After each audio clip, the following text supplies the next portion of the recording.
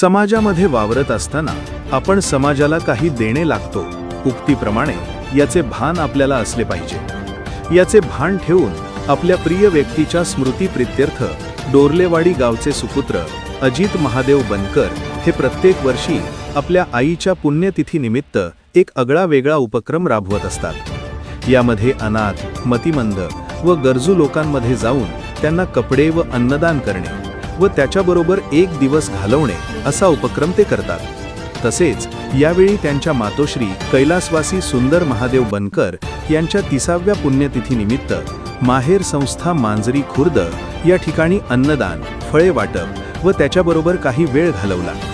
या कार्यक्रमाचा नवनिर्वाचित जिल्हा परिषद सदस्या सौ कोमलताई संदेश आव्हाळे, नवनिर्वाचित पंचायत समिती सदस्य आरोग्य दूत युवराज नाना काकडे, मांजरी गावचे सरपंच निखिल शेठ उंद्रे, पुणे जिल्हा राष्ट्रवादी काँग्रेस पक्षाचे उपाध्यक्ष अमोल शेठ आव्हाळे, पुणे जिल्हा उपाध्यक्ष श्रीकांत पाटोळे, अजयजी म्हेत्रे, माणिक आव्हाळे या प्रमुख मान्यवरांच्या उपस्थितीत साजरा केला।